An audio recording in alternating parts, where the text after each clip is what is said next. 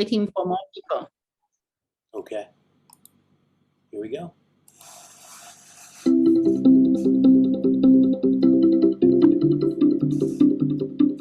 So many professionals are asking important questions. How can I be heard? How to find mentors and sponsors. How can I influence people? How can I get recognized? Executives from diverse industries have identified a few key areas of career development.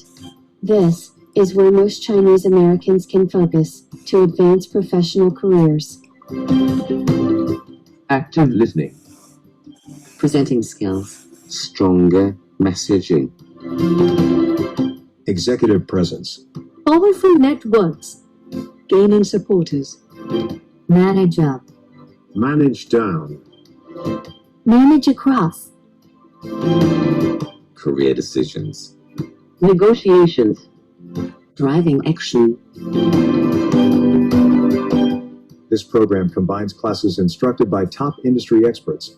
It strengthens effective communications, personal power, managing up, down, and across, and also closing key deals with career moves. It's targeted for Chinese immigrants, and in particular, it addresses the culture differences, somewhat subtle but impactful. This is a fantastic complementary program to the MBA I just finished from Wharton, a top business school. I highly recommend it. In 4 months, I was fortunate to receive a 25% compensation increase. I highly recommend this training.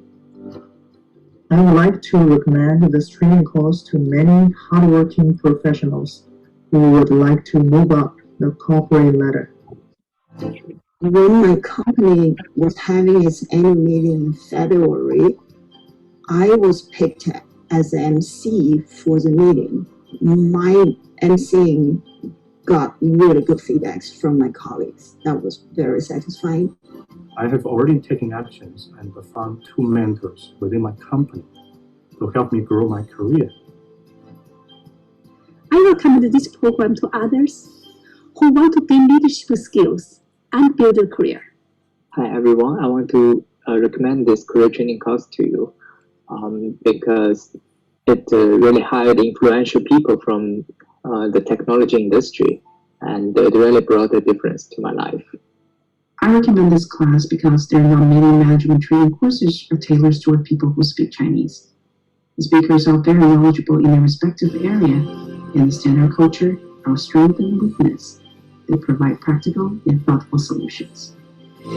This program combines classes instructed by top industry experts. It strengthens your communications, your effectiveness, and your leadership to empower your career. The last 30 minutes of all sessions are done in Chinese for real-world application and summary. This program includes a bonus instructor-led session called Design Your Career, conducted in English and Chinese. The last 2 of the 7 program sessions are Harvard MBA-style case studies. This program also comes with a 1-year Rocks Global membership, which provides at least 6 VIP speaker Q&A events and more. Be sure to use this link at the This Wise Academy site for convenient registration.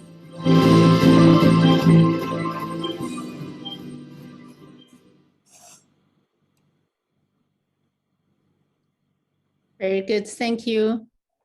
So Angeline, should we start now? Yes. Mark, do you mind the exit? The screen share. Welcome everyone. So this is our Thursday seminar, career seminar.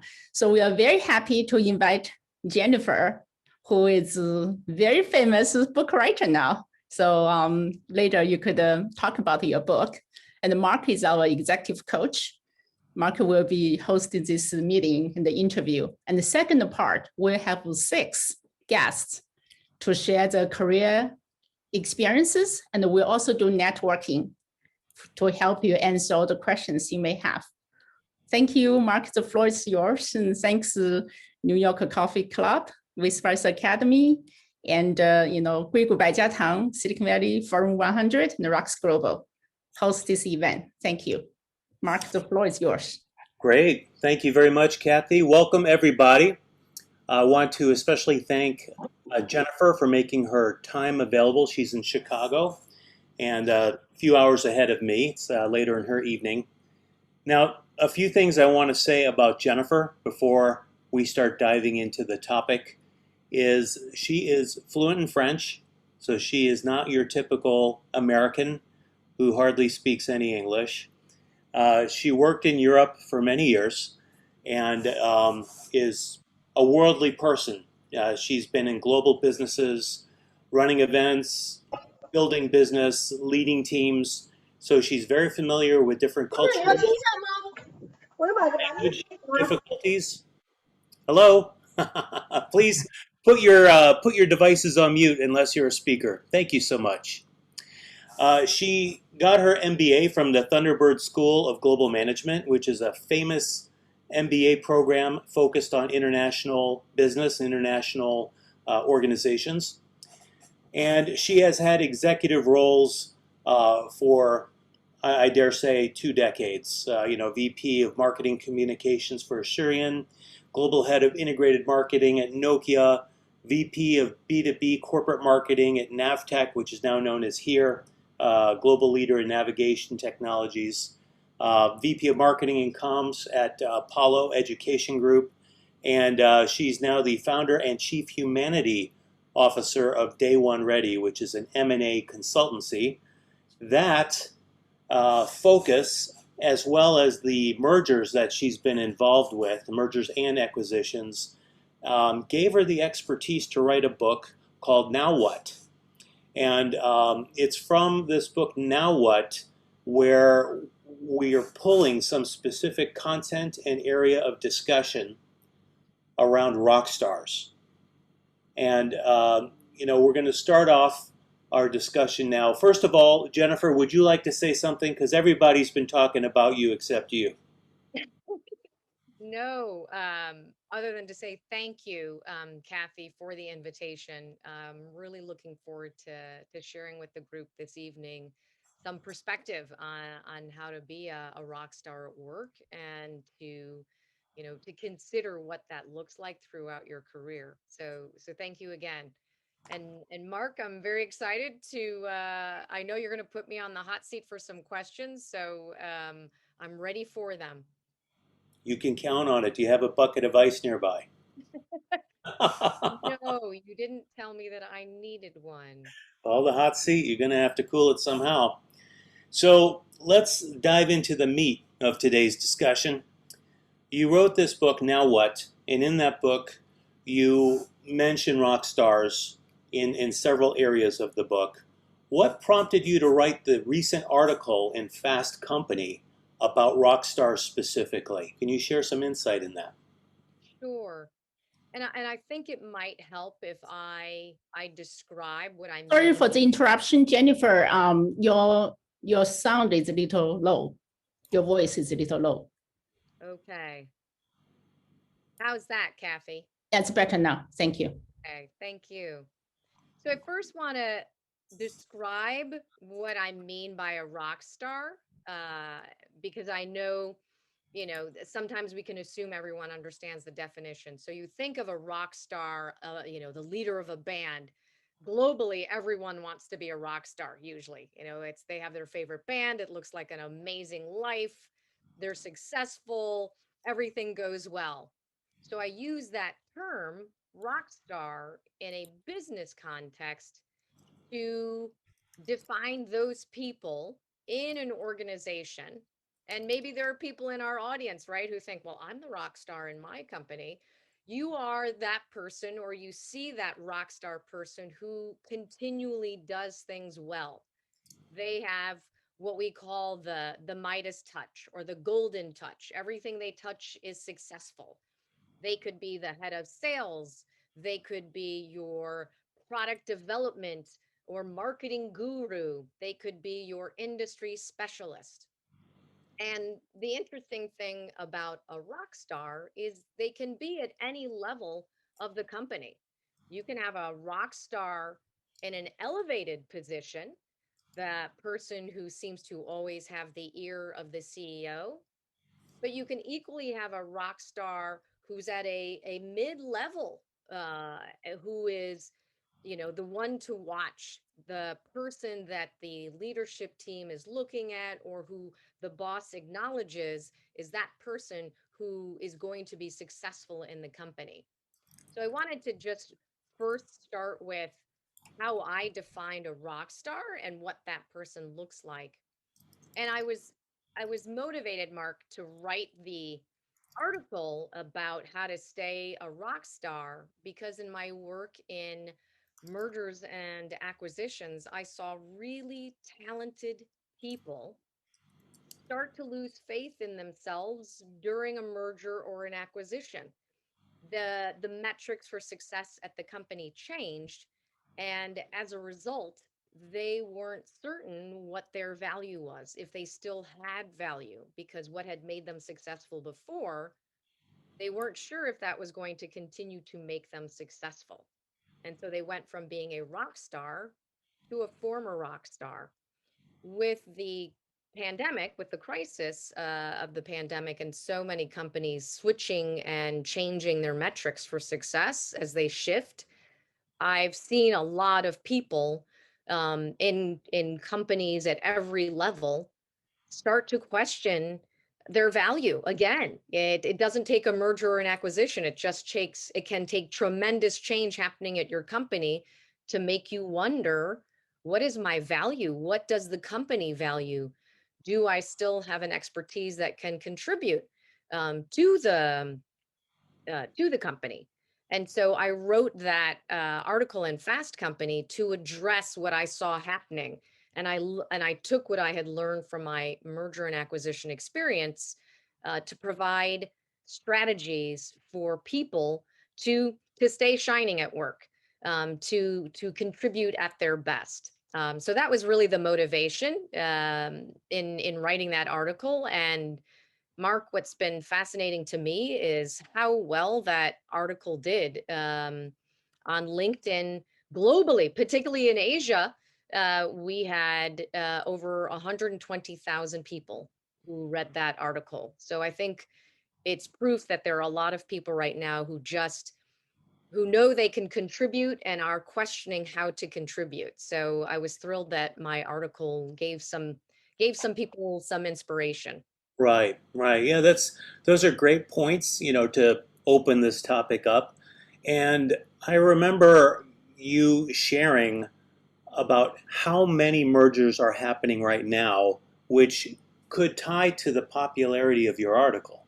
Many people might have their antennas up because they know people who've been acquired, or they've just been acquired, or their company is acquiring other companies. So the sensitivity is there. Do you want to shed some insights onto the amount of traffic going on in the mergers and acquisitions compared to the past? Well, in 2020, mergers and acquisitions slowed down temporarily, but already in the first half of 2021, almost $2 trillion worth of deals have happened. But what I should say, because I think it's important for this audience, while my expertise comes from the dramatic change that happens in mergers and acquisitions, what I'm seeing happening globally is that companies are changing leadership. They're changing metrics. They're changing their objectives and strategies because they're having to pivot. So you might not necessarily be going through a merger or an acquisition to be experiencing your own dramatic change. And so I'm thankful that I have that expertise from my merger and acquisition experience to be able to provide that to anyone who's going through dramatic change right now. How do you navigate that? How do you navigate the uncertainty that you're facing right now? And that's really, my picture here is the former rock star. That's from my book. It's not to make light of the situation, but to demonstrate that we all might feel like a rock star at work at times, but that doesn't mean you won't have a moment where you wonder, uh-oh, am I still a rock star? In the US, I joked and I said, well, you become a former rock star because you're still playing rock and the company's moved on to playing disco. I don't know what the Chinese equivalent of that would be. What the kind of new wave of music would be, but it would be like if you're still playing the old type of music while everyone else has moved on. Yes, yes. Now, you mentioned that being a rock star isn't relegated to being an executive. It can happen at many levels. But just like a rock band has different roles within it, the singer, the drummer, the guitarist, the piano player, are there different categories or varieties of rock star? Well, I wouldn't say it's necessarily different varieties of rock stars, but what I love about your analogy is a band is as strong as each of the players, right? When you have one person on the band who is the rock star and everyone pays attention, I'm certain you can think of a number of bands that fell apart because that person acted as though they were the most important member of the band. And so what I love about that analogy, and actually there were comments to the Fast Company article that reflected this, the best organizations have rock star teams, meaning that everyone contributes value to the team. It's not just one person, but and this is particularly important for leaders of teams who may be on our discussion, that you're thinking of how each member contributes to the overall team, because what organizations that are successful, what they do is they make sure that they don't just have isolated rock stars, but they have teams of rock stars where everyone is contributing at their best to make the team successful.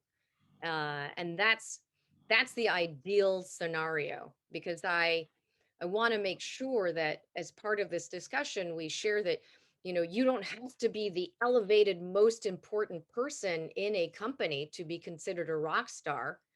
You can have a skill or a unique expertise that you contribute that makes you a rock star within a team that's contributing to the company's vision. Somebody hard to replace, I would assume, would in an important function, that would be a qualifier for Right. rock star, right? I love your analogy about a band, because I remember an orchestra conductor saying once, right, that music comes from every person playing their note at the right time. Each instrument is critical to the overall success of the symphony. And I do look at it that way. So your rock stars can be across an organization, and the ideal is to have rock star teams where everyone's contributing their value. Now, we've spent some time talking about what rock stars are in the context of career and work. What benefits and pitfalls come from having rock stars?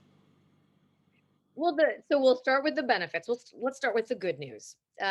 Benefits of rock stars is they're initiative takers. They're go-getters, typically people who um, who aren't put off, or who don't stop at the first obstacle or challenge. They see the opportunity. They can help an entire team see a way forward because they're thinking about, how do we make this successful?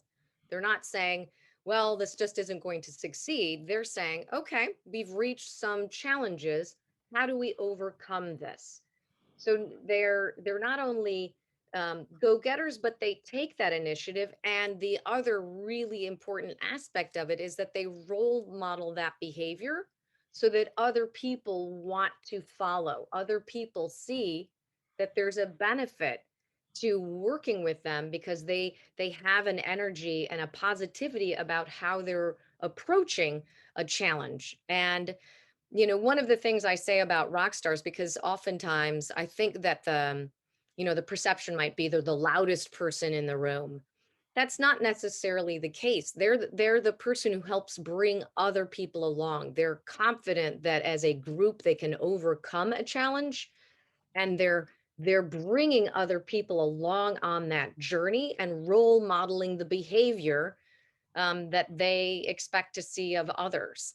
So the benefit of having rock stars and rock star teams is an organization really moves forward at a considerable pace because you have people understanding what they can contribute and wanting to contribute. It energizes them. Now, the pitfalls of a rock star is, and Mark, I don't know if you've ever experienced this, but it's when a rock star believes his or her own rock star abilities. So again, let's think of bands. When it goes to their head, they become narcissistic. It's why I highlight in both my book and in the Fast Company article, they think, well, I did this successfully and that's what made me successful. Why should I change? Everyone else should change. I've gotten to this point because I was a rock star and I knew how to do it.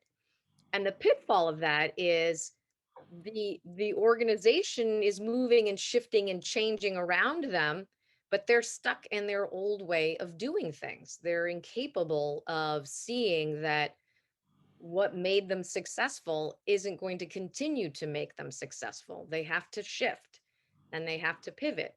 They need to stay agile. And so the pitfalls of a rock star is that sometimes you can believe your own press and you get stuck in that belief. And it's why I wrote what I did about the articles, so that people don't get stuck and thinking, well, I've always been a rock star and I always will be. That's not necessarily the case. Things are changing so dramatically at a global level. It's important for each of us to understand how to shift and what to do so that we can stay, as rock stars in our companies. Great. Now, you mentioned that there's 5 strategies for becoming a rock star. Can you shed some light on those? Sure. So the first one, and I think this is important, as I know we have a lot of young executives, joining us. The first important thing is to get outside perspective. I really encourage people, whether it's a mentor or your own board of advisors. Oftentimes people think, well, you have to be a CEO to have a board of directors. That's not necessarily the case. You can have people who you admire outside of your company or even in your company, or even colleagues who you admire, but people who can give you good advice and who can help you have that outside perspective. Oftentimes what happens is, and I know this happened to me, I will be the first to confess it. I had been very successful in my first company where I went through a merger and acquisition. And I thought that would continue to make me successful. And it was thanks to the input of my trusted advisors I had from outside the company that I realized I was stuck in my old way of doing things and that I needed to change. So getting outside perspective is critical, because sometimes we don't even know that we're in a rut, or that we're being, let's say, stubborn or obstinate, that this is our way and we have to keep doing.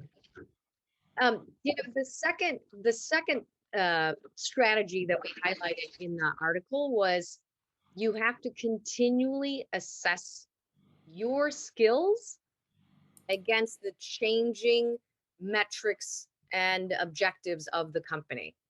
Because oftentimes we don't even realize that the company is shifting and what they value is different than what they valued before. And that happened so often across every industry during the last 14 months. And so what's critical is to always be aware of what does the company value now? What are the metrics that they will be looking for us to hit? And how do I contribute to that? So, those are really the first two. Mark, I don't know if I'm happy to go through a couple of more, but if there are any questions at this point, I want to make sure that I address them. Otherwise, I'm happy to go through, the next three. But Yeah. So we do have a few questions percolating. One question from Mark is, what kinds of companies fit the Rockstars startup? I guess fit the definition. Fast companies, high-tech innovations, revolutionary models, etc. Thank you, Jennifer. So he's asking the question if it's about companies. So rock stars, you can have them in any type of company. Startups and entrepreneurs and founders tend to have the rock star as the founder or the leader, right? They are so passionate and they believe in their idea that they get people to join them, and the most successful ones get a lot of investment in their company. But it's not just entrepreneurs and startups that have rock stars. You can have rock stars in multi-billion-dollar corporations, multinational corporations. In fact, those companies ideally have rock stars across their organization, because the only way, as we know now, right, to be successful is to innovate and continuously disrupt yourself. And rock stars are critical to driving those innovations, seeing things differently, and forcing those, what I'll say are disruptive conversations. So it's not just startups and entrepreneurs where you might find a rock star. Mm. Yeah, you mentioned something earlier about the going through an acquisition or a dramatic change in your company. Right. And all of a sudden, the person who has been a rock star, has been driving a function or an initiative, starts to question their capabilities or their future, because now they may not be as prioritized, or it's not as important for the business. Maybe there's even redundancy between acquired and acquiring companies. So that would imply perhaps a toxic environment that's undermining that person's self-confidence. And you said that positivity was a very important factor. So one thing that aligns with some current thinking in the business world, in the professional world, is positivity and growth mind are critical for people to adapt to change and to see the opportunities and to make a move, to be agile, as that's one of your one of your 5 strategies, right? Do you want to comment on that? Yeah, and to that last point that you made, Mark, to be a rock star, it's why I said assess your skills against what the company values, because as a rock star, you may actually uncover that your skills, that you're lacking some skills, right? There might be a gap in where the company's going, what they need, the type of expertise, and you may have some great expertise, but you also may recognize, I need to get smarter in this area.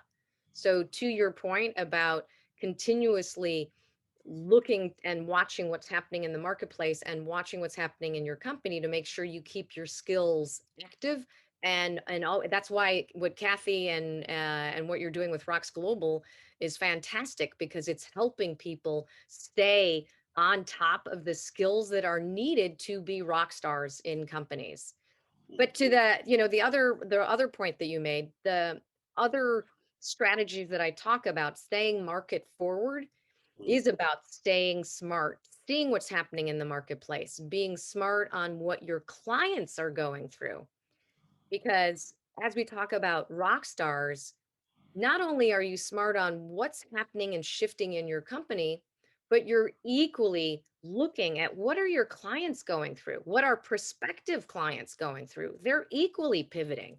And the more you're analyzing and seeing what's happening in the marketplace and how that might negatively impact those clients of yours or prospects, the better you are at solving those issues for them and demonstrating how you can deliver on that. So staying market forward is not just about being smart on what's happening in your company and the industry, but equally what's happening for your clients. As you said, practice agility. I feel like that's overused at this point, but it's critical. I think oftentimes we think of agility as companies needing to practice agility.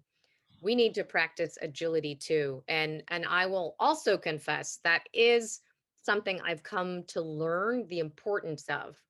The fact that you just need to be able to pivot. I'm someone who has reluctantly embraced change. I used to have the mindset, I have a growth mindset. I look for opportunities, but I thought once I got to that, okay, I'm here. Now let's make this work. Agility, you have to realize you might get there and then realize, oh, we've got to shift again and be open and willing to shift.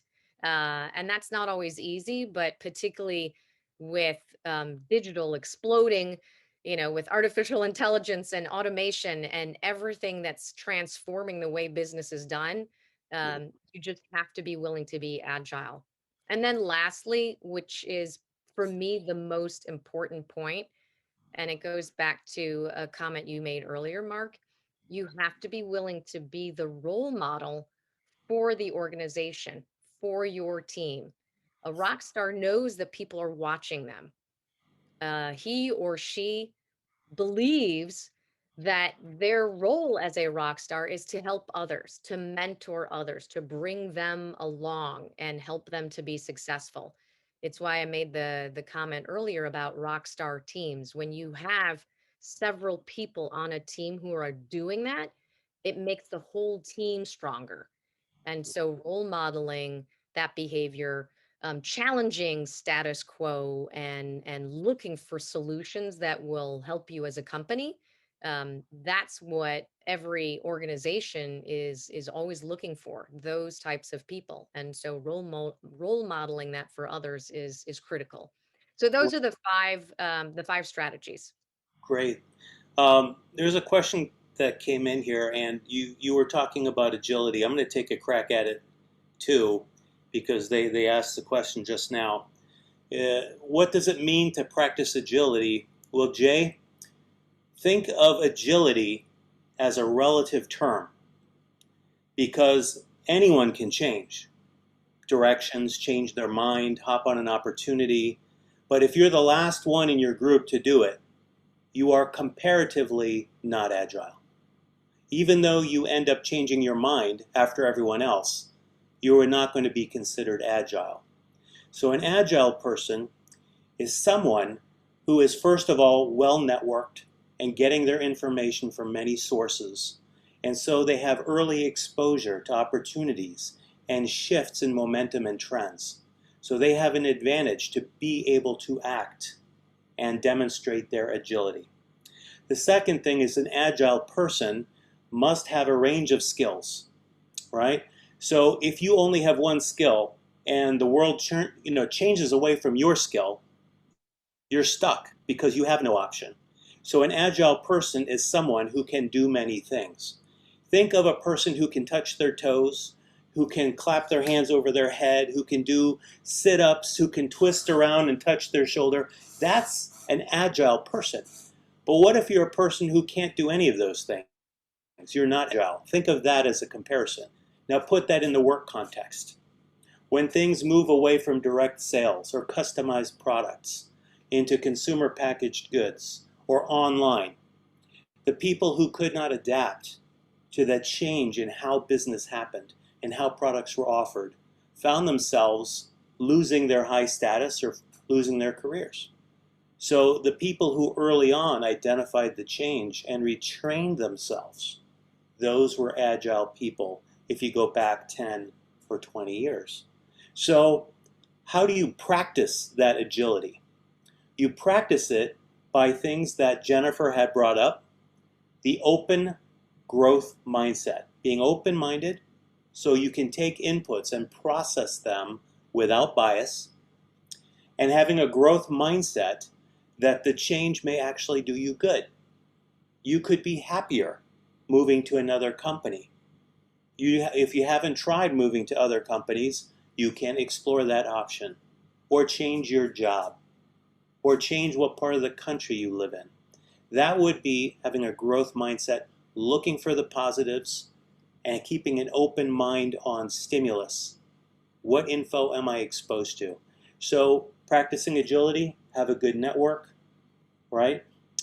Develop skills, have a growth mindset, and be open-minded. That's how you can practice the agility, okay? Now, we have... By the way, I yes? would have nothing to add to that. Clearly, you are an excellent professor, Mark.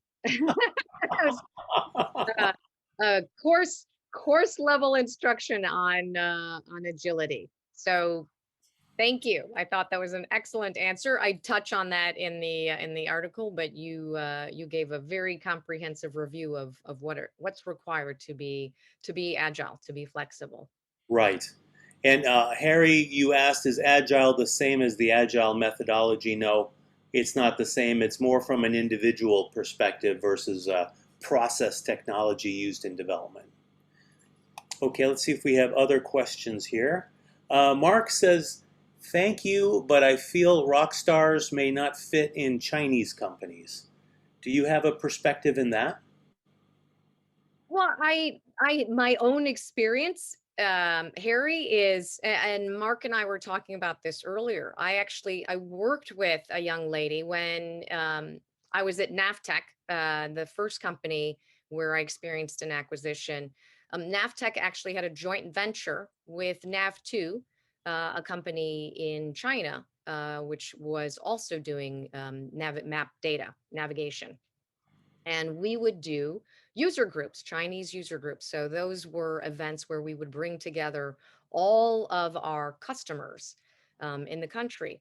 And Vanessa was based in Shanghai. She was a senior marketing manager. So again, a demonstration of someone who's not at a high level necessarily, but she was invaluable to both me as the American executive, as well as the Chinese with Nav2, because she played two critical roles. And I think this is equally an opportunity for those young executives who are thinking, well, could I be a rock star? Might I be a rock star?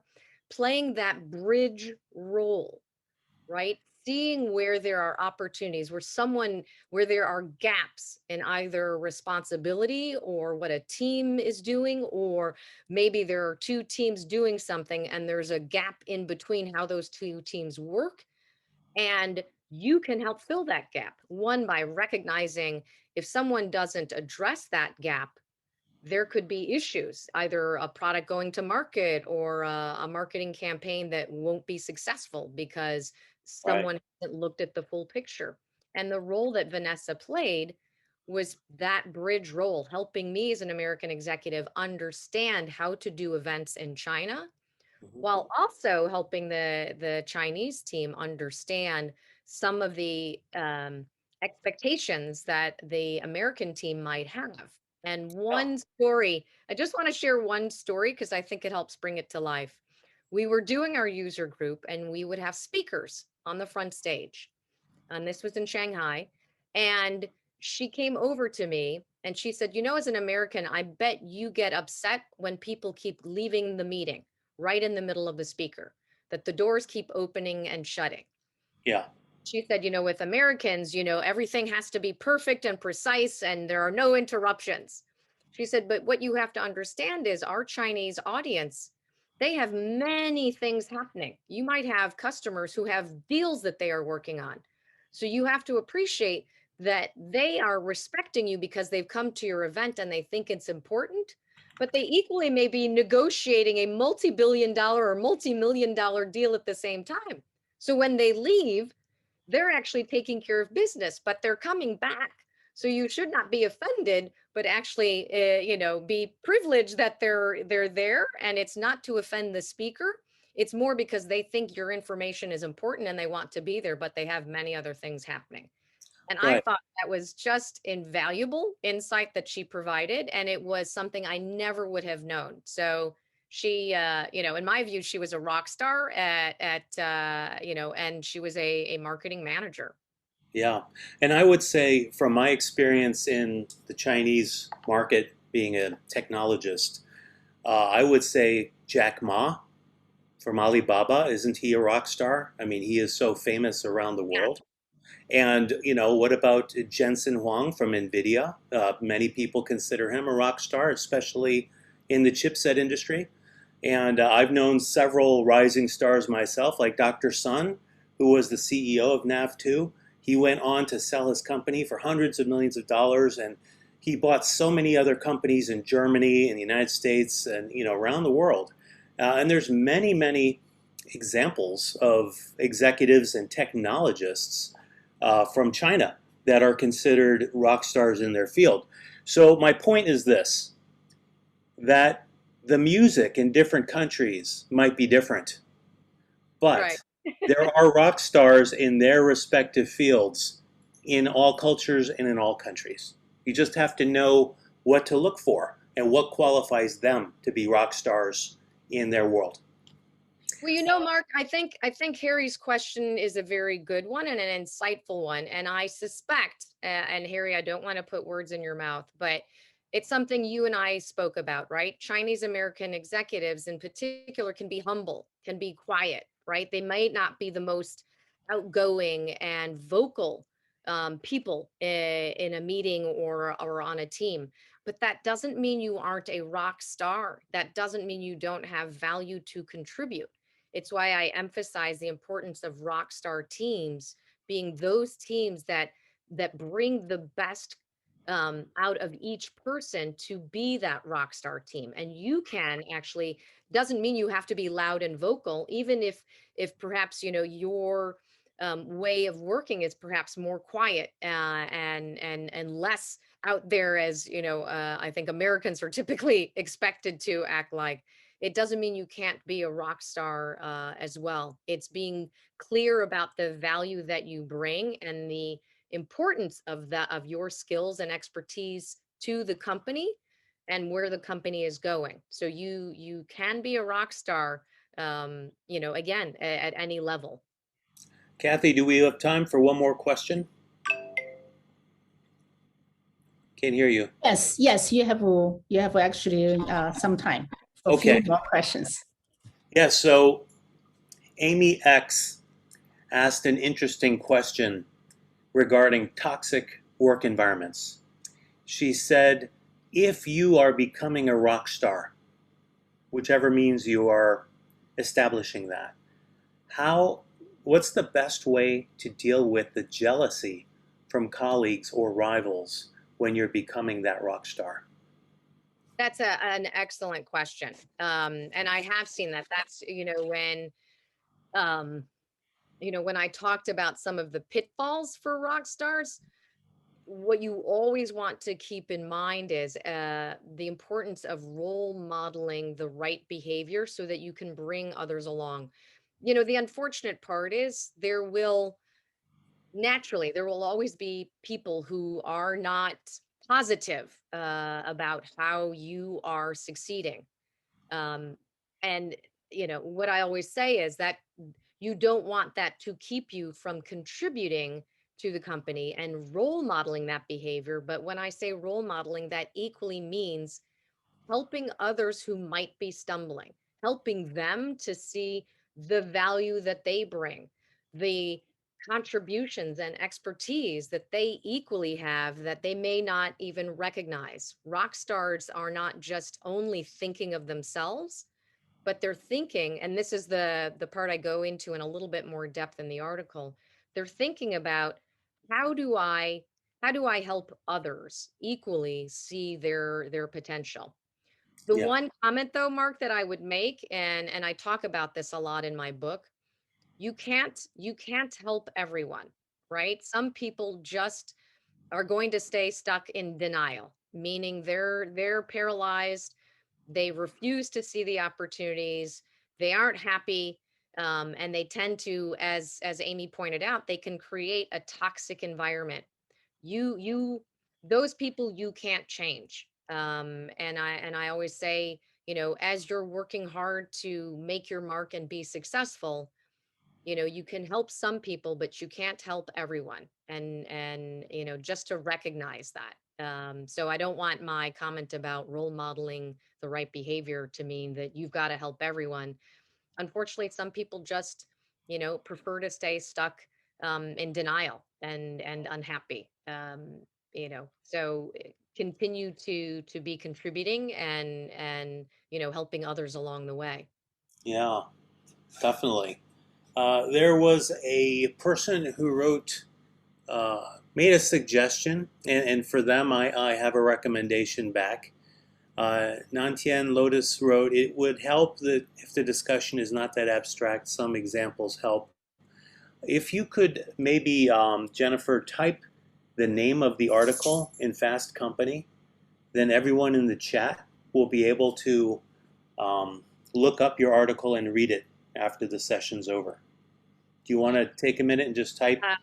I can type it. I can do it at the end, or Kathy has the article as well. So if you want to paste it in there, so Nantien and some of the other people can save that and read it afterwards, because it's a nice long article, lots of details there. Yeah, and Nantien, I definitely. I think we've got a number of questions, so I know the intent is to be as concrete and actionable as possible. I highlighted quickly the 5 strategies. Because those are action oriented. Those are 5 things that you can do, again, at any level, to stay a rock star and to stay shining at your company. So thank you, Mark, for highlighting the article. Let's make sure that everyone gets that, the link to that. So we mentioned pitfalls earlier, and the pitfall, we just talked about the jealousy among your peers or your rivals as you're becoming a rock star. The other one I could see as the employer is rock stars may be hard to hang on to. Yes. Yeah, definitely. And I think too, that is one of the things that you always have to be aware of when you talk about rock stars. Rock stars, if they hold, I hate to say it, but if they suddenly feel like they have too much power, they can dictate certain things at a company that can be negative for the company. So it's why I say as a rock star, you don't want to become narcissistic. You don't want to be that person that believes, well, everything I do is perfect. It's why I talk a lot about how to role model the right behavior for the rest of the organization, to be humble. As we were talking about before, that humility is critical. And that's why I highlight for rock stars, they are aware that other people are watching and analyzing and want to emulate them. And so by demonstrating humility and the fact, that you need to stay agile, that you need to keep adapting, that's the type of behavior you want to reflect. Not to your point, the person who thinks they can do no wrong. The risk for an employer is that, Rockstar will move on, but certainly you don't want that to keep you from doing your best and continuing to push yourself, to be the best that you can. Yes, what I've found is the rock stars are valued not only because of the job they do directly, but the impact they have on others. Because the rock starness rubs off on the people they work with. They set high bars, and just by being in the environment, other people pick up the habits, the skills, the processes. So it has a nice impact. And when they leave, when they get their reward and become a VP at a competitor, there's maybe 6 or 8 people they've been working with that can fill those shoes. Exactly. Yep, that's why the most critical of the 5 strategies is role modeling, bringing people up along with you. That can help, to Amy's question from before.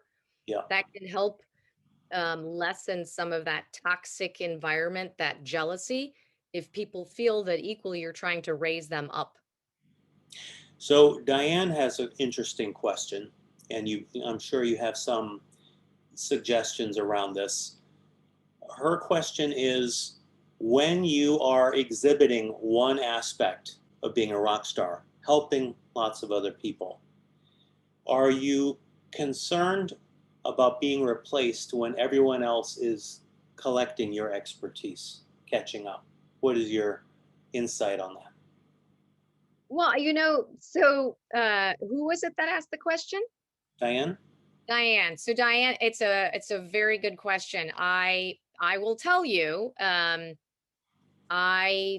would say that I have done that in the past, where I was helping my team. I led a global marketing team when I was with NAVTech, and that someone asked me that actually as I was trying to help the team, and I felt and still believe, and it was demonstrated, that the more you can help others move up, the more you share credit, the stronger you are as a team, and that the benefit comes back to you, because people want to help you move up as well. People want to do well. They want to do their best work because they see that you are contributing to their value. At the end of the day, beyond compensation, people want to feel valued. And so the more you demonstrate that you see their value and you help elevate that, the more your entire team will work together to elevate not just the team, but you as well. That has been my experience. I'm thankful for it. I'm glad you asked that question, because I know other people would have that concern. But what I can say is, when you do that and you do it well, genuinely and authentically, the team will want to raise you and the team together. You're stronger together than you are alone. Yes, if I could add to what you said, besides that, helping other people positions you for leadership, because if you're not already the boss of the team, leader of the people you're helping, your chain of command will see you as exhibiting leadership behavior. A lot of folks in middle management or lower, they struggle to be perceived as having leadership potential. That is a great way to get that leadership potential. And then once you become the leader and you're elevating everyone's skills on your team, it frees you up to be a better manager, and also to be thinking more strategically while your team is doing tactical and logistical tasks. So there's really many benefits for helping people besides just goodwill. And what I talk about in my book in particular is, because there can often be, in mergers and acquisition, it turns into a survival of the fittest. You look purely at yourself. It's not, how can I help the business? It's, how can I help myself? And what I highlight is exactly what you're talking about, Mark, which is demonstrating the strength of the team and the role that the team plays in the company, and how that team can continue to contribute to the company's success, helps elevate you as a leader, and helps elevate the team as a critical team to keep. That comes from helping your teammates, and it's a great way to demonstrate to your exactly the point you made, your leadership capabilities. So the other angle I could see, so we were talking about professionals who are on a leadership track, a management track, the benefits of helping others if you're on a technical track, like you want to become a principal engineer, or you're a researcher, you're not really interested in climbing the ladder.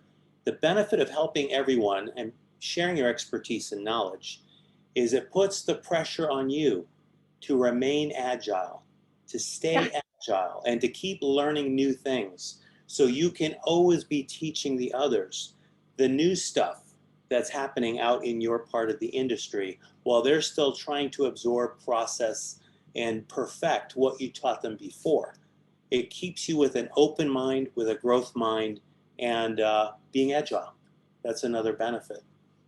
Absolutely. It goes back to the 5 strategies and practicing agility. You're right. No better way to do that than to constantly be working to push yourself to stay, you know, one step ahead. Yes. Yes, Joyce posted your article. Thank you, Joyce. Thank you, Joyce. Yes. And by the way, you should always be upgrading your skills in your particular area, whether it's leadership and management skills or domain expertise. As Jennifer mentioned, the people who can't pivot and can't be agile are the ones who haven't developed the flexibility in their skill sets to make those moves, right? Well, and it's why the video you shared at the beginning, Mark, Yeah. about what Rocks Global offers is fabulous. Each of those areas are critical. You know, oftentimes people might think, oh, executive presence, you know, I don't need that. Or how to manage up or manage down, or presentation skills. Everyone needs every single one of those skills to keep moving up. I can tell you, I've met too many people at high levels who also equally need those skills and need that education. So I thought it was fabulous that that's part of what you're the leadership development that you're offering with Rocks, because that's part of what helps you, you know, be a rock star. So Hui Yan wrote an interesting comment, and I know you and I have talked about this topic in the past, that folks strive to be a rock star if they're ambitious. They want to stand out. They want to be valuable. And sometimes the hero, the rock star hero, that was a good one, Hui Yan, can become the zero. And it can happen in the blink of an eye. It can happen overnight. So how to avoid that, and what's the kind of mindset you need to have to handle not being a has-been or a one-hit wonder?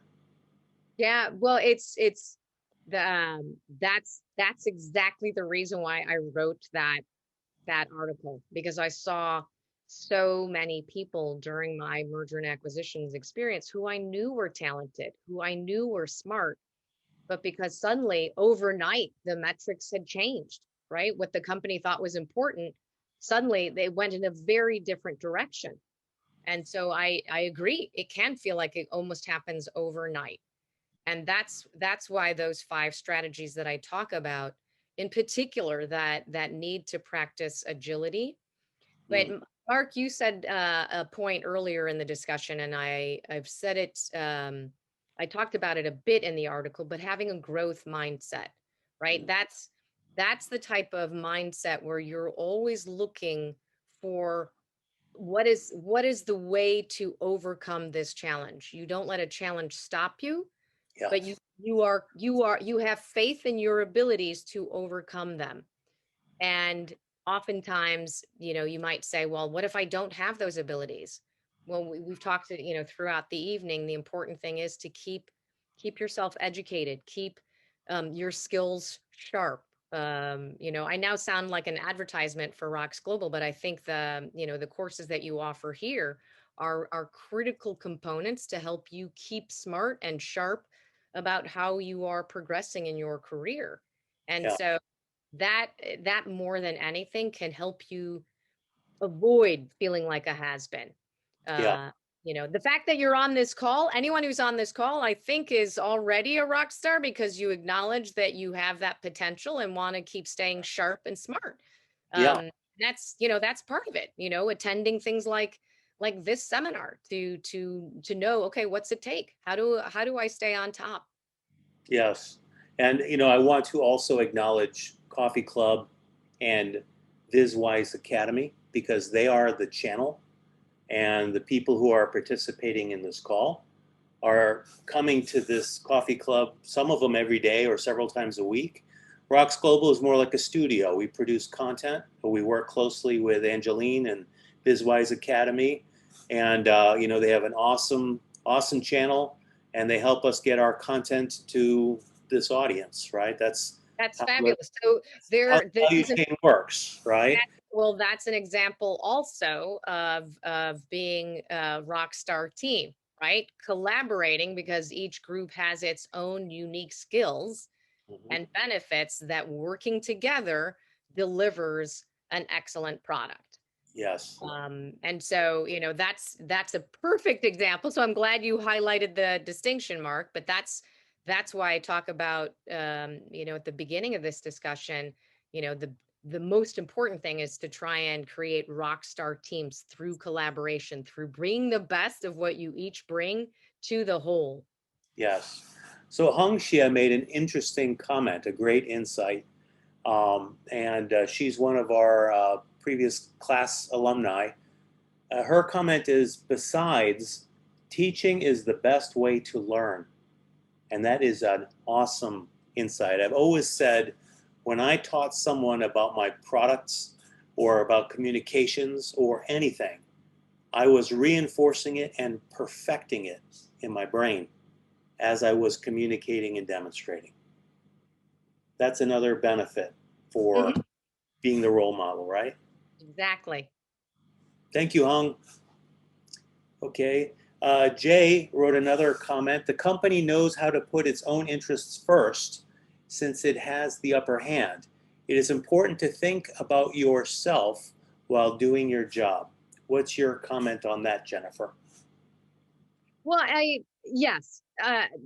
The main thing that I would say, and this was a theme within the article, and it's also essentially the theme of my book, which is you have more control over your career than anyone else. The company, absolutely. The company is focused on the company and the company's success. They aren't focused on your success.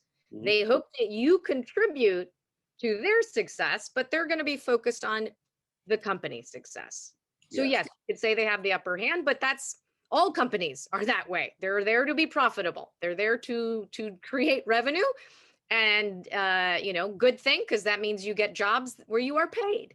All right. So that's the last topic. Let me just close out by adding to your comment. Think about this very carefully. The company will have the upper hand until you decide to use your feet. If you don't like the way you're treated in your company and you can't change it, you can change jobs, just like Jennifer said. They have the upper hand until you decide to use your feet, right? Okay, so now we're at our time limit. Kathy, I have to explain why I've had this funny background, because I rarely do backgrounds, but I wanted to make sure that people could see my QR code. And the QR code allows you to get segments of my book. So if you can take it, and I'm going to move again out of the way. This has been very strange for me, so I apologize that I look like I'm a bit of an alien, but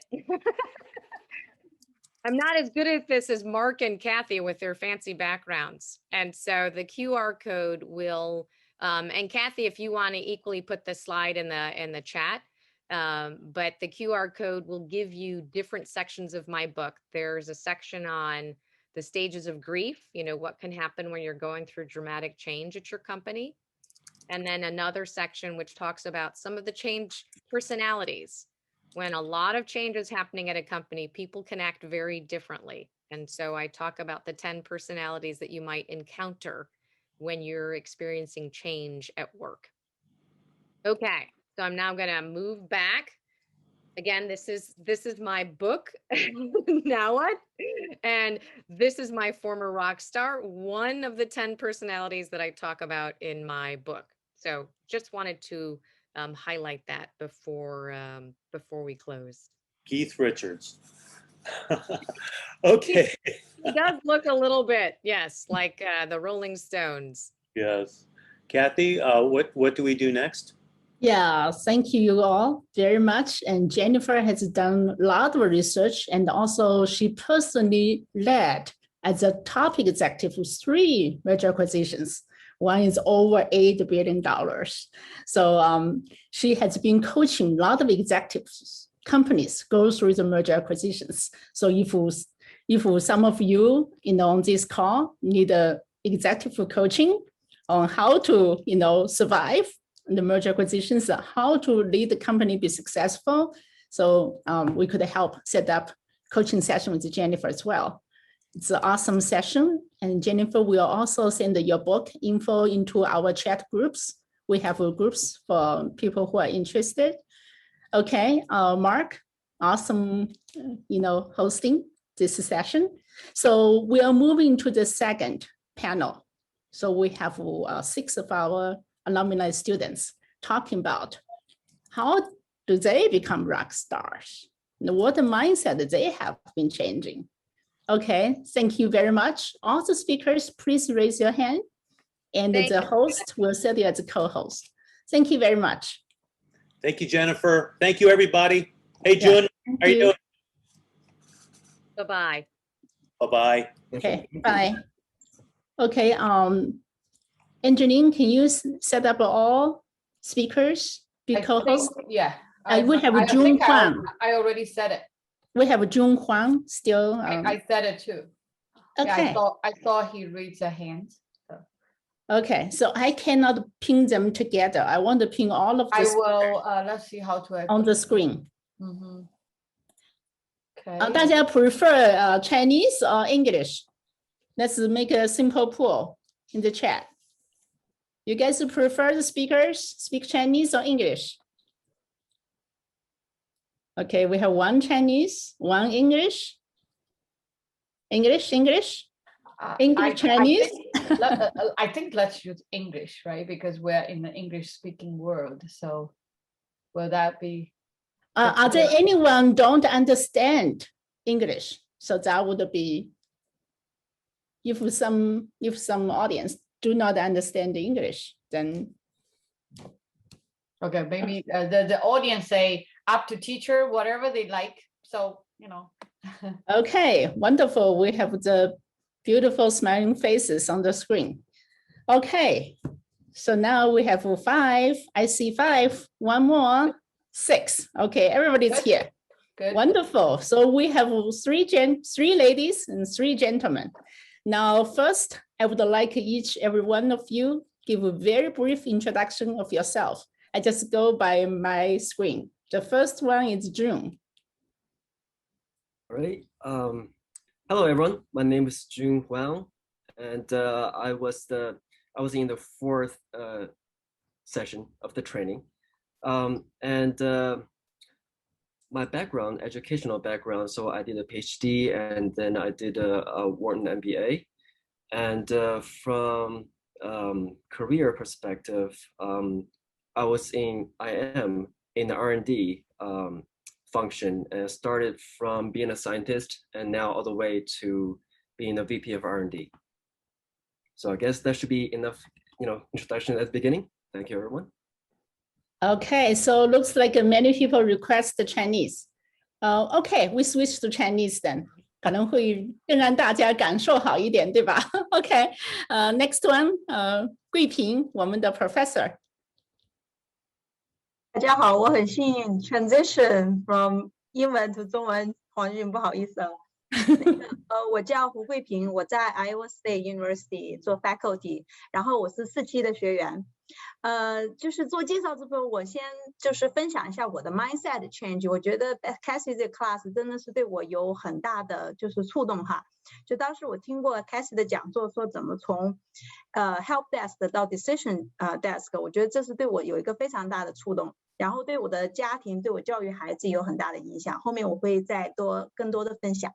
好，很高兴认识大家。谢谢啊，桂平自己是个 professor， 而且有4个孩子，现在在职场上求发展，所以他待会儿会跟大家分享啊。Next one, Max。谢谢 Cassie。大家好，我是 Max， 然后我现在是在硅谷，在谷歌当程序员。然后我应该还算是在职业生涯早期吧，就是这是我的第1份工作，然后我干了差不多4年的时间，对，然后在这个过程之中，我发现其实有很多在职业生涯早期需要注意的事情，就比如说你技术的事情 ，hard 就是一些硬实力的东西，更多的还是一些软实力的东西。那么我就想就是通过这一个活动，也是非常有幸的认识到大家，然后我觉得可以从职业生涯早期的一些视角，然后去分享一些我自己的收获和经验。好，那就先这样。非常棒哦 ，Max 才工作几年，他就有这个 mindset 去参加这个职场的培训。这我们很多华人基本上都是想着拿 Masters 拿 PhD，很少部分的人愿意说在软实力上投资啊。Max 等会儿会跟大家分享。Next one, Joyce。大家好，我是 Joyce， 非常高兴有机会和大家一起来讨论职场晋升相关的话题。我来自于西雅图，是2年前呢于芝加哥大学 MBA 毕业，现在就职于亚马逊财务方向。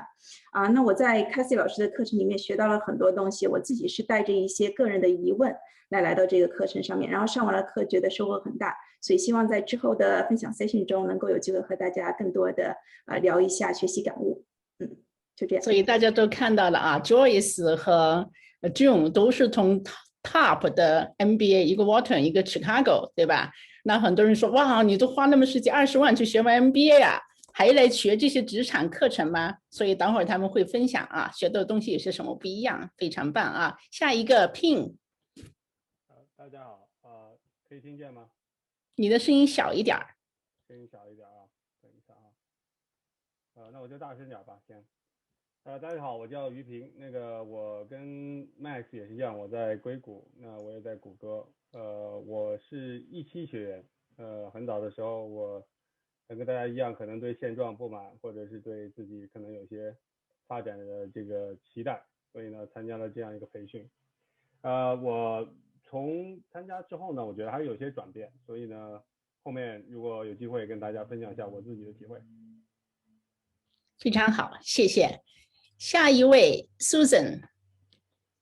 大家好，我叫 Susan， 我是刚刚结束的5期的学员，我也是从 Assistant Professor 做起，然后经过了10几年吧，现在是 Chaired Professor， 现在是我们商学院唯一的中国教授。我现在来这个5期，我也学到了很多东西，所以待会儿也很愿意跟大家分享，谢谢。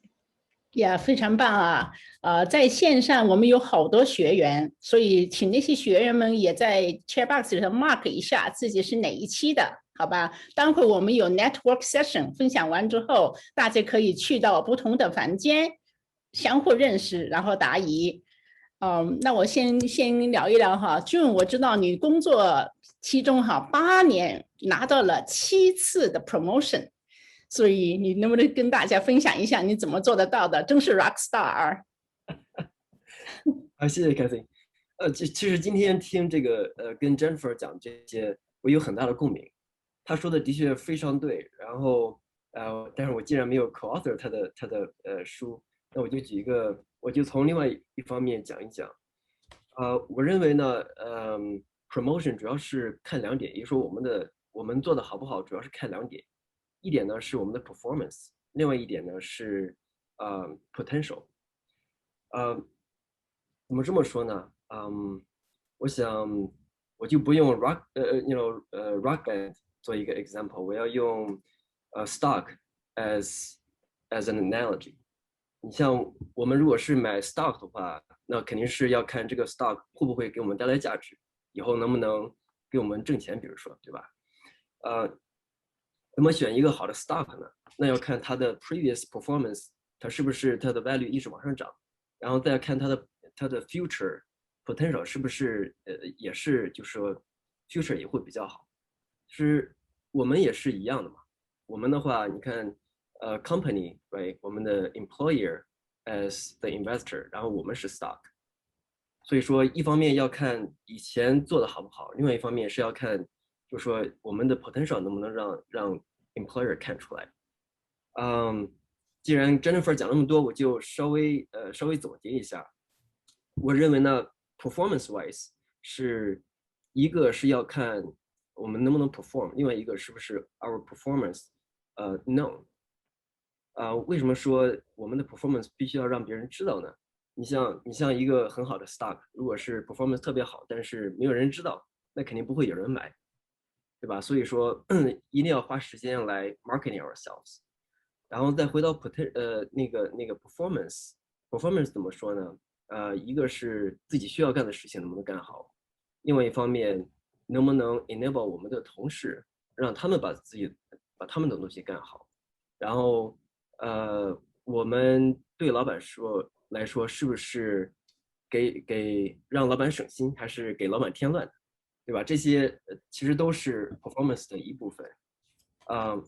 我没讲的太长。不会，没问题。OK， 然后再讲一下future potential， 怎么看 potential 呢？那也就说是一个是我们是不是总是在keep improving ourselves。其实你看我们所有人在这里参加这个 seminar 来学东西的话，那就是一个很好的那个 evidence。再就是 initiatives， 你像我们老板招我们来，对吧？其实不是说就是给我们一些活干完就好了。也就是说不能像牙膏一样挤一下才吐出一点来，对吧？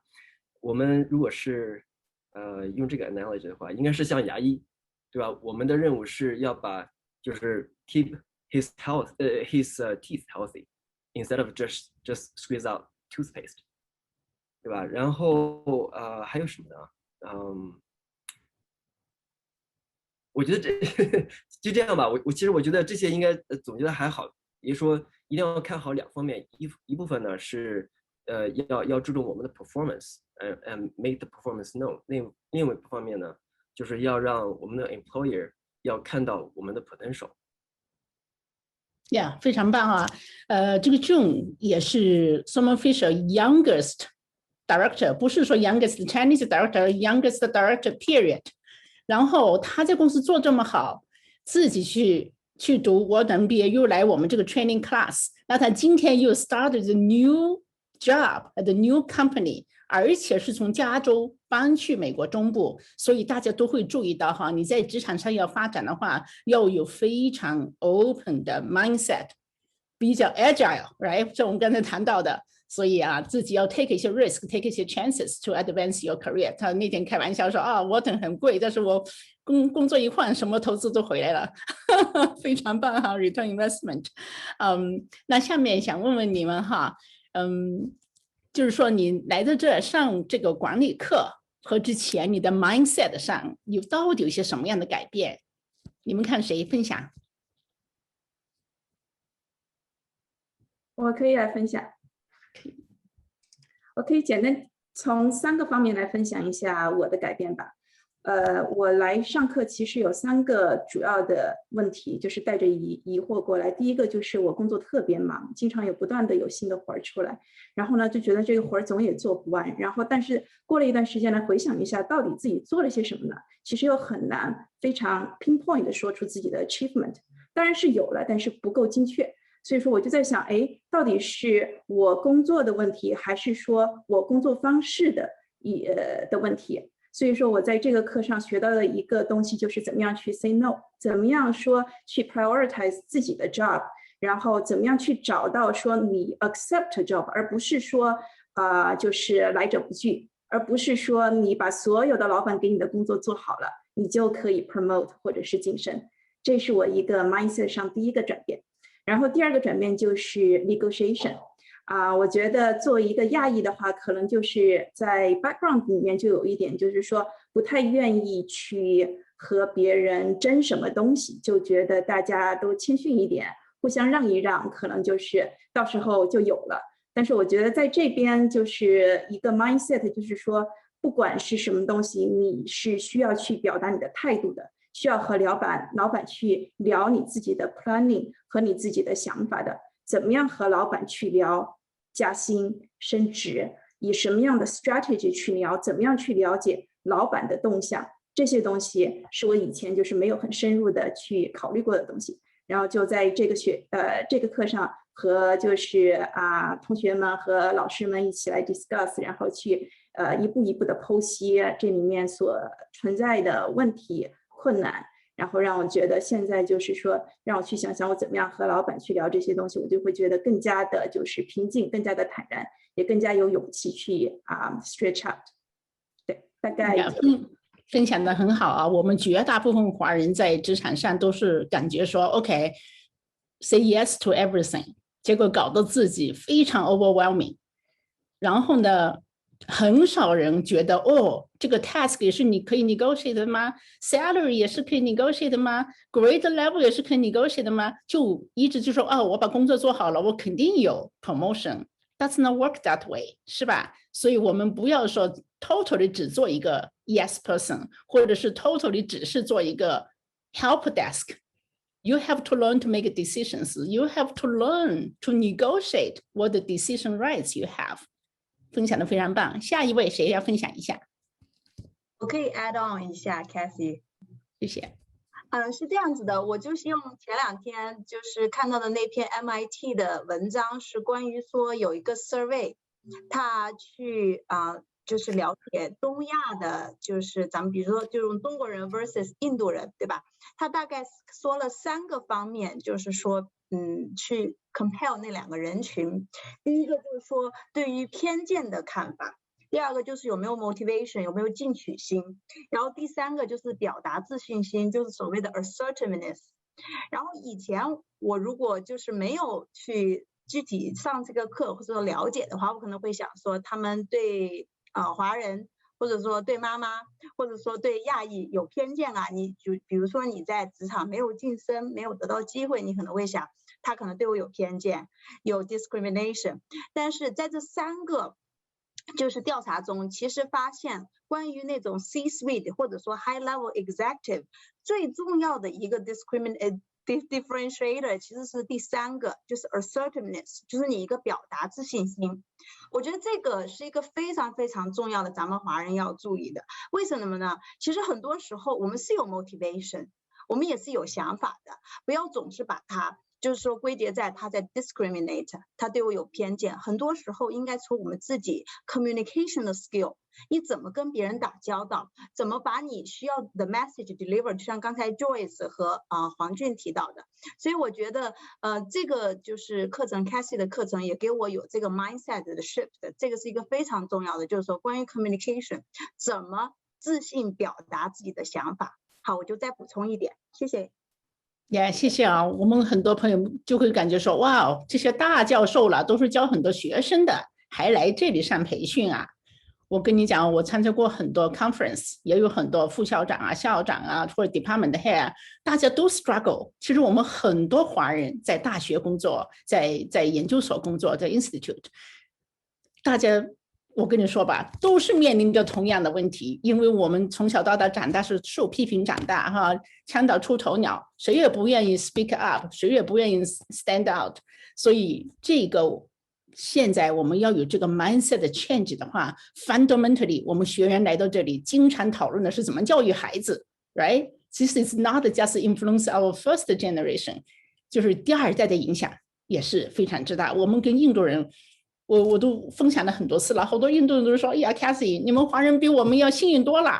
我们首先大家都把我们当成是就是中东人啊，或者是有危险啊。第2，你们中国这么大的市场，每家公司都是要你们中国人，他们觉得我们的优势大得很，我们觉得他们的优势大得很，但是我们跟他们 fundamental 的 difference 就是他们的 assertiveness 不单只是个自信哦。”还有一个就是这种能力去 negotiate the rights for yourself， 所以这个自信还不完完全全是体现出这个 assertiveness， 说我们跟印度人最大的区别在这个 assertiveness 上，好吧？分享的非常好。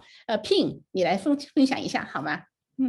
好的，对我来说呢，我觉得这个培训对我而言呢，我觉得在不同的阶段。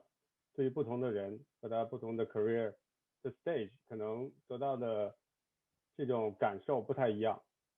那么对于我来讲呢，可能在开始的时候呢，我是处于一个比较就是individual contributor 就 IC 的这种 role。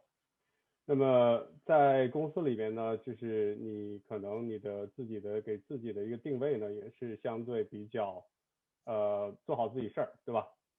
那么通过这个培训呢，我认识到一些这种就是可能一些 mental 的 picture， 你要改变你自己，改变自己做事的方式。那我也给我自己一些自己的一个推动力，去尽量走出这种一种比较小的空间。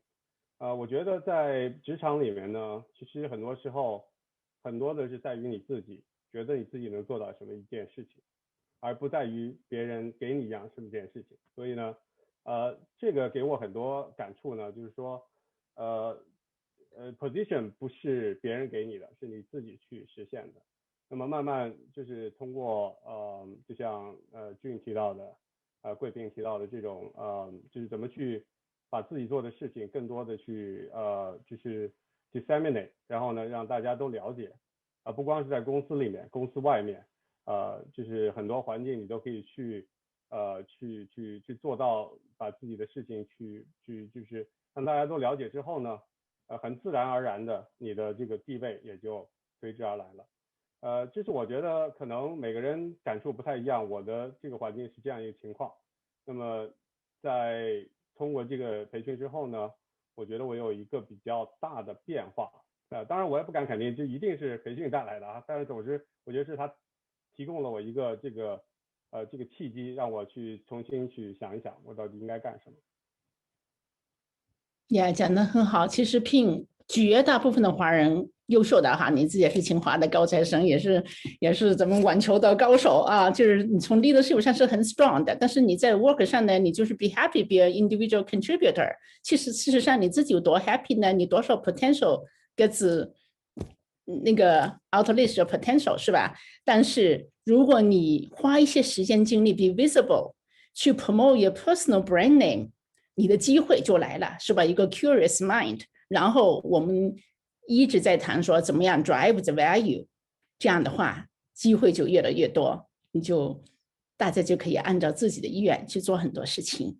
好吧 Susan 你分享一下吗？我就接着刚才 Kathy 说的那个，就是自己要主动一点，就是 be proactive 吧。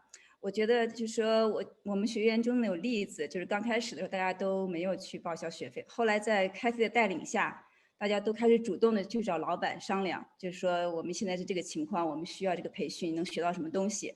结果好几个吧都报了，就是自己要 proactive， 然后去 negotiate， 这是一个从被动到主动的一个转换。我觉得这个 mindset change 挺重要。而且就刚才黄俊他分享的8年7次 promotion， 这个绝对是 abnormal， right？ 你肯定是正常情况下2、3年一次，然后你能够这么频繁，一定是自己主动了争取，我觉得是这样的，所以这是一个 mindset change。然后另外一个就是刚才于平说的那个，就是不是在于说别人怎么样其实是在自己。所以有的时候我们会说，遇到这个困难了，遇到这个事情了，为什么他这个人这么做事为什么那件事情发生在我身上呀？我为什么这么痛苦？他要不这么做，我就会很高兴什么的。那这个 victim mindset 就是说，都是别人的错，我是受害者。那其实你可以转一下，对吧？我们说这个外界的事情我们不能控制，那我们能改变的就是自己。你痛则不痛，通则不痛。你现在既然痛了，就说明你自己内部是有一些东西需要调整，或者说可以帮助你成为一个上升的契机。你把调整好了，学会了这些东西，那么你可以更好的应对，可以就是说成为你上升的一个时机吧。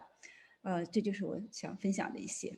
对，你分享的非常好，我们也在课上学了，是吧？你有哪些 power 你可以通过自己的主动去掌握的，是吧？你 network 你的 information 你的 relationship， 你怎么样去找你的 sponsor， 怎么样去找你的 mentor， 你有多少 sponsor 他会主动找到你，多少 mentor 会主动找到你。如果你自己都不想求上进，如果你自己都不想说负责更大块的业务，那人家就不知道。如果我们举了很多例子，你们6个人里面如果只有1个人，只有 Max 1个人老去跟老板聊要 promotion， 那老板要 promote 1个人的时候，他可能首先先要看他。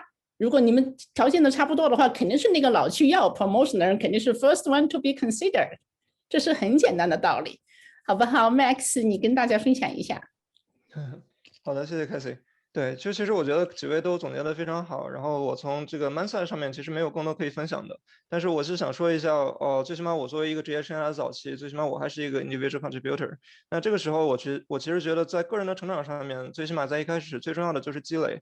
积累的话，其实可以有2个方面，其实大家都知道嘛，就是硬实力和软实力。我觉得硬实力其实是可以通过大概率可以通过自己的努力去达成的。就即便你说是你转专业，你不是一开始不是这个行业的，就比如说我学生不是学这个，但是我就是依然就是很幸运找到了工作，但找到工作以后，我一开始也会很困难，但我可以通过各种各样的方式自己去学习网上的课程，向同事去请教，向自己做一些小的项目，这些可以硬的实力是可以通过自己大概率自己可以去提升去弥补的。那其实更多的是一个软的实力，我觉得大家刚才说了很多 mindset 的转变，其实都属于这个范畴。就是你在软实力上面，很多时候你其实靠自己是并没有办法去想到很多东西的。那这个时候，我觉得就是你要去 reach out to open yourself to the world， 你要能够去跟外面跟你相同境遇的人去交流。那这个时候，我觉得其实我们这个活动就是一个很好的平台。那不仅仅是这个活动了哈，当然更多的就是你要有这样一个 mindset， 说我要去 open 自己。对，那这个时候其实我觉得就是比如说刚才大家说到了很多 mindset 的 change， 我这个都非常好，也非常的重要。那很多人可能就是之后慢慢的自己也会发现，但是如果你想你能提前几年发现，然后你提前几年去做这样的收益，可能就是对你自己是更有利的。那更重要的，我想说一点就是 peers， 其实就是刚才大家有讲到，我们很多时候都是就是各自为战，对吧？那这个时候其实我们其实没有想到，其实我们的情况是很普通的，就是很常见的，我们很多人都有这样的情况。那为什么你不去找就是这些小伙伴、这些同伴们，然后一起去聊、一起去交流、一起去吐槽、一起去进步呢？所以我觉得这个也是，就是对我最大的收获，反而是说我在活动中或者说在课程中，真的认识到了很多志同道合的朋友，并且因为可能他资历比我比较久嘛，所以都是我的 mentor， 所以这个是我非常大的收获。Yeah。Max 初入职场才几年，他能够来加入这个 program， 所以 Joyce 也是一样，是吧？都是比较年轻的职场上，但是他们太幸运了，一来到这儿，马上就可以找到很多 mentor。比如说 Max 和 Pin 都是在谷歌工作，原来都不可能认识的 ，right？ 毕竟 Pin 经历了很多 pain and gain， 所以Max 可以少走很多弯路。然后我们你看女生也是组织一个非常 strong ladies supporting group， 家庭事业怎么平衡然后大家又去怎么样读书怎么样来解决每个人的难题这样一个抱团就 network 帮助太大了，而且大家又来自不同的 city 不同的 industry， 一下子让你的 mind 有 totally open 了。所以不管你是大学教授也好，还是你在高科技公司做码农也好，在职场上遇到的问题是很相似的，都是跟人打交道，对不对？然后我们华人一些 mindset 很多也是很 similar， 然后大家就是一个非常正能量的 group to help each other， 特别是学员们经常都是搞 case study 和分享，这一点就比较 risk free。 所以我觉得 Joyce 和 June 也能够简单分享2句，你们在 MBA 学的跟这个培训课学的有些什么重大区别吗？ June Joyce。 那我先说一下，我觉得最大的区别的话就是这个 MBA 的话，那它还是 cater 这个 American population， 所以说你像我的确发现就是说有一些我们的 cultural differences， 那个你比如说对老板特别服从，对吧？这个其实是好也是不好，但是如果是意识不到的话，那就是我们的 blind spot。你像这些东西在 MBA 是肯定不会教的，但是在我们这个 academy 学到了很多有用的东西。我觉得这个 cultural difference 能把这些 point out 出来，的确是非常重要的。另外一个，我是觉得这个power 跟 influence， 我们有一节课是专门讲这个的，也是非常非常重要。你像在我的位置的话，我是感觉就是我的本行就是说产品研发这些的话，我的组里的人做其实就可以做得很好了。但是我的方式是什么呢？就是给他们铺路的时候，这个就是牵扯到跟好多不同的 function 的 collaboration， 跟怎么能就说put our agenda right up in the front。所以说这些是跟 power 非常有关。你像在这个课里边讲的有很多不同的 power， 对吧？ information power，networking power， right？ expertise，当然还有这个punishment power so on and so forth。所以把这些理解得很清楚，然后能拿出来用，觉得是对，就是说不管是做 managerial track 还是 individual contributor 都是非常有用的。谢谢 Joyce。 好，我来补充2点。第一点，我就觉得在这边学习呢是一个工作和这个学习同时进行的过程，比起在 MBA 基本上就是全是学习，很少有实际的这个场景切入。那在我们这个 case study 里面呢，就会有很真真切切的场景，然后呢，我们也可以根据自己的一个实际情况提出一些问题。举一个例子，比如说怎么样去 prioritize work， 对吧？这个东西呢，前后我跟就是我们同班的同学前后有讨论过一些就是方向。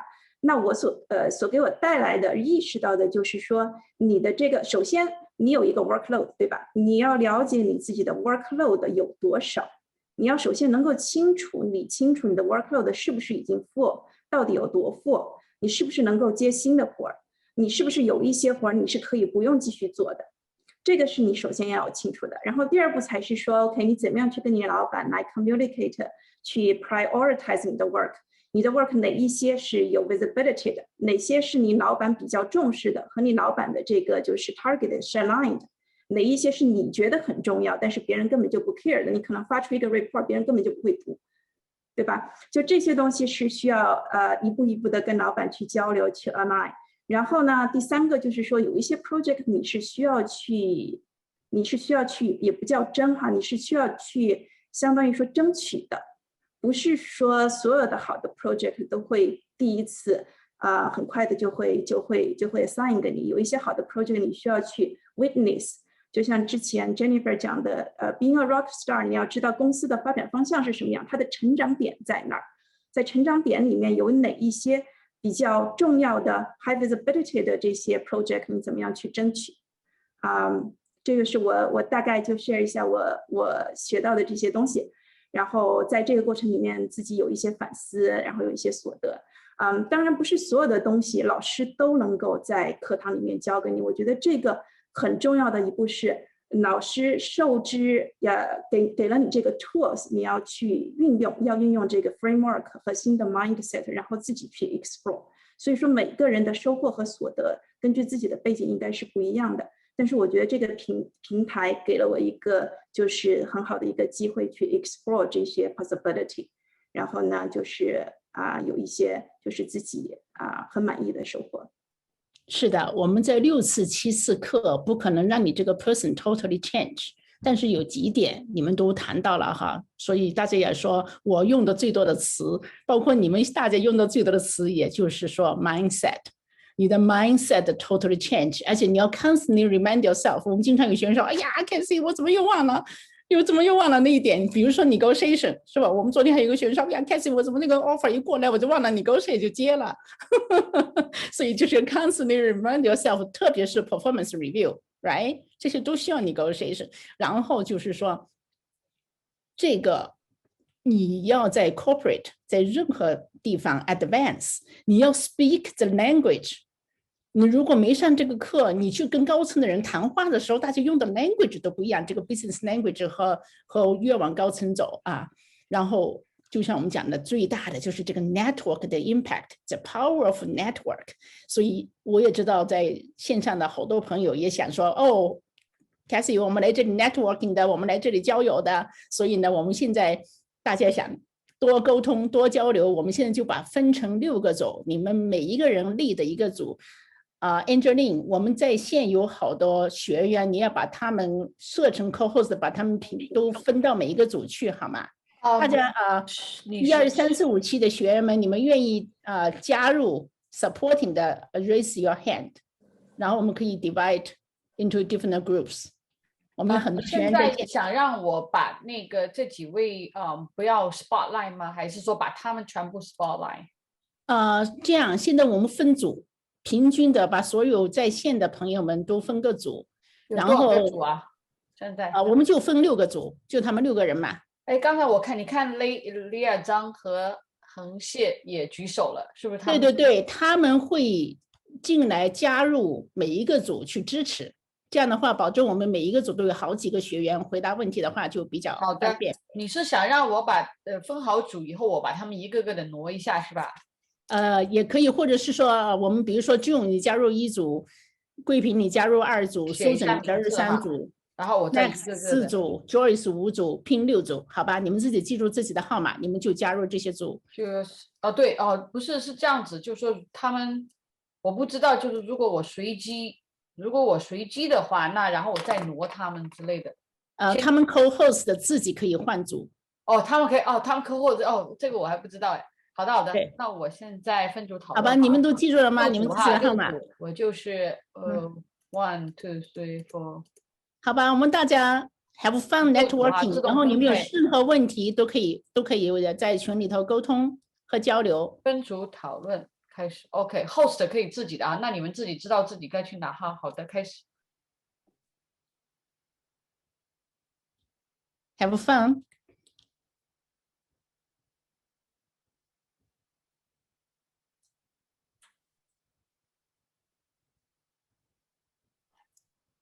哎，你们对，都可以进去了哈。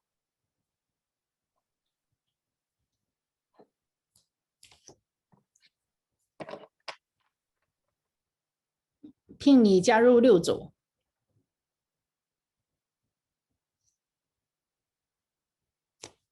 或者是 Angelina 你拉聘进一下6组。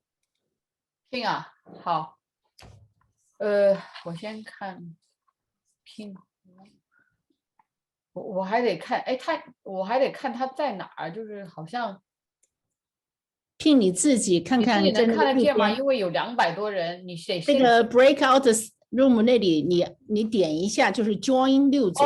你在2组，他说你还没有加入，聘应该进第几组啊？对，第6组。好，我把它移到第6组哈。对，好，我移你了，你有收到信息吗？聘你收到了吗？听是不是已经走了 ？Picture frozen 了。他可能进，我把他。这外面还有不少人呢。我们外面那些学员们自己可以，应该是每个人都有组，但都有组看一下了你们的 screen 有没有，看一下每个人的 screen。好的，都会进去了。对，如果是刚进来的人呢，就可能还没有 sign。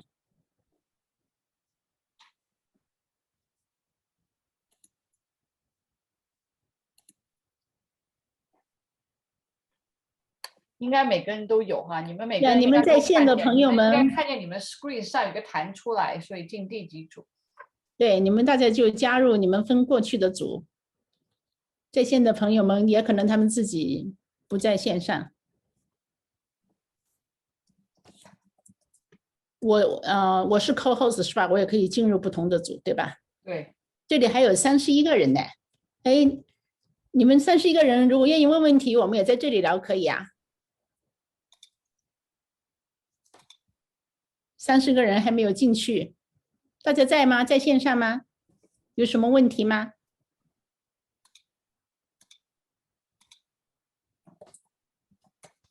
好像这些都是挂在线上，没有出现啊。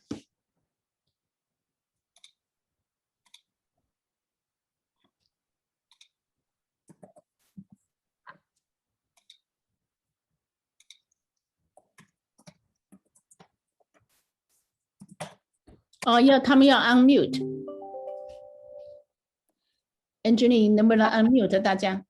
我可以 unmute 大家。好。可以，全部 unmute 了。OK。哎，你好，我想去，就是我刚被assign到了6组，我想去2组或者是5组，可以吗？可以啊。我看一下你。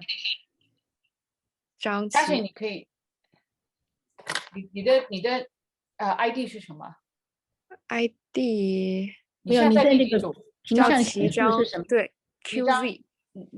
他张琪是吧？但是他刚才把你塞到哪个组了？刚刚是assign到6、2或者5。那我要到6里面去找你，然后你想去哪个组？他从6里面已经出来了吧？对，但是里面还会写，他还会有他的名字的。我想去。然后你想去哪一组？去5组 ，Joyce 的。哎，不对，是那个慧萍是吗？我不知道是第几组，你得跟慧我说。萍是那个教授是吗？ Joyce 是 Joyce，sorry 是 Joyce 第几组要给我解 number， 我看不见人。5 OK， 进了。谢谢。芬姐，能不能麻烦你把我加到1组？我是赵月。好，但是你要告诉我现在你要赛哪个组，我要到那去找你。对，是组2到组1。组二你要到1组是吧？好的。对。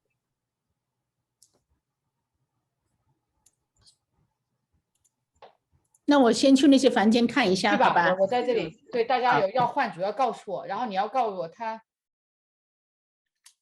你要说出来哈，因为我这屏幕有好几个。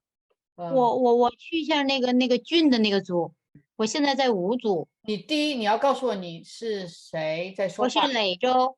磊州，你现在在第几组？你可以把我分到某一个组里面吗？在第5，一个个的来哈，这个我都要用手动挪。好的，你叫磊州。哎，你好。我去那个俊那个。李想，等一下，你要告诉我你进哪一组？我去那个他什么8年提了5次那个。第1组吗？那是那个俊吧？我先加你吧，如果不是你再换哈。然后下面哪一位？我也想去那个7年 promote 了8次的那个。圆，你现在在哪一组？圆。我现在没有在任何组。不，你应该是收到的，你只是没进去而已。所以我要到那去找到。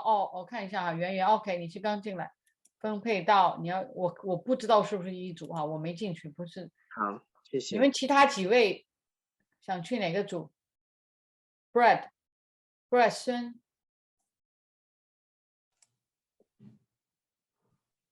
你们有什么要求的可以说出来哈，用这个屏幕太多。Brad 要去进第1组，好的。